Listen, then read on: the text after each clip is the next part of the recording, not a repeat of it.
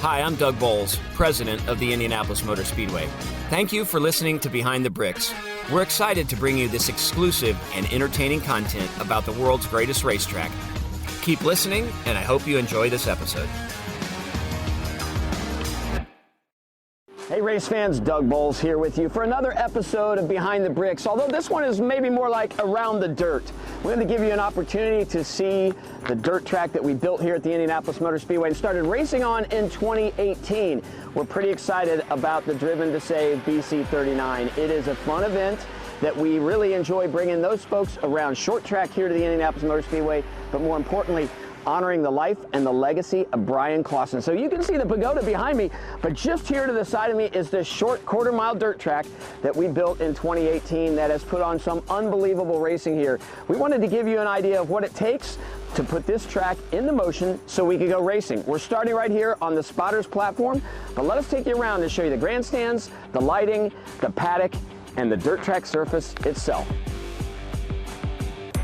So we're in the infield of the dirt track here at the Indianapolis Motor Speedway, right inside Oval Turn 3. And before we built this, one of the most important things we had to do was think about what kind of surface we want. It's not just dirt, it's actually a special clay. And when we found that vein of clay that we knew was going to be great racing clay, we had to get our hands on it. The FedEx facility at the Indianapolis airport was being created, and they found a vein of this amazing clay, and we brought dozens and dozens and dozens of truckloads to make sure that that works here at the Indianapolis Motor Speedway. And then we have to prepare it.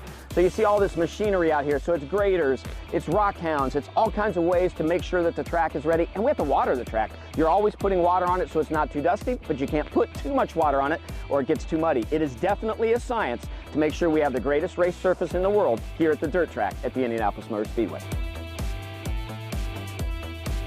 In addition to that clay-like dirt that you want to have for a surface, you also want to make the track a little bit interesting for the cars and the drivers in a way that they can compete with each other and follow the track.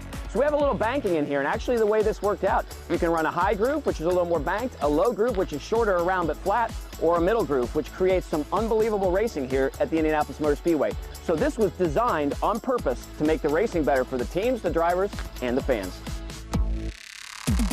So when you win at the Indianapolis Motor Speedway, you have to cross the yard of bricks, right? Well, that was a little bit harder on a dirt track. So working with the team at USAC and our team here at the Indianapolis Motor Speedway, we have a yard of bricks. It just happens to be on the wall here.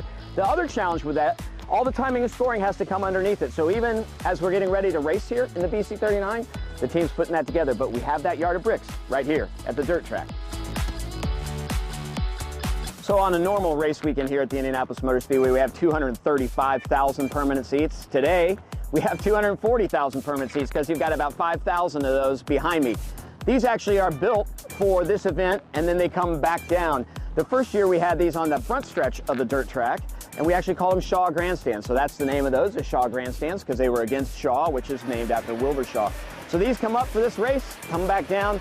One of these years, if you guys keep supporting us, maybe we'll need to build some permanent stands for the dirt track at the Indianapolis Motor Speedway. So there's always conversation at the Indianapolis Motor Speedway about lights. Well, in order to make the dirt track work, we have to have lights, and we couldn't do it without our friends at Musco Lighting. Musco Lighting has helped us every year here. They've helped us on all kinds of projects at the Speedway. These big, massive light trucks bring enough light out here to light the entire dirt track and the grandstand so you can see what's going on. We love the partnership. I love the bright lights. The first year I saw this place lit up, I was downtown for a meeting at the top floor of one of the buildings downtown, and the entire west side lights up. Thanks to Musco Lighting, you and I get to watch racing at the dirt track. So in order to have a successful short track event here at the Indianapolis Motor Speedway at the dirt track, you need that clay that's special, you need the racetracks that's special, you need the fans in the grandstands, but you also need the drivers and the teams. So this area that for the Indy 500 is where a lot of people tailgate and watch the 500 becomes the paddock area. So the drivers, USAC stars, NASCAR stars, IndyCar stars, all right here with their teams ready to roll out for the Driven to Save BC39 at the dirt track at the Indianapolis Motor Speedway. So there you have it, fans. The Driven to Save BC39 presented by WeatherTech, behind the bricks and around the dirt. I think Bryan Clauson would be pretty proud of what we've been able to do to continue his legacy, not just on the racetrack, but off it. We are proud of this place. We're proud of the way you all, as fans, have adopted it and come to this event. We can't wait to continue to host this event here at the Indianapolis Motor Speedway. Join us next time on Behind the Bricks. Thank you, fans, for listening to this episode of Behind the Bricks. We look forward to bringing you more exciting content about the Indianapolis Motor Speedway soon.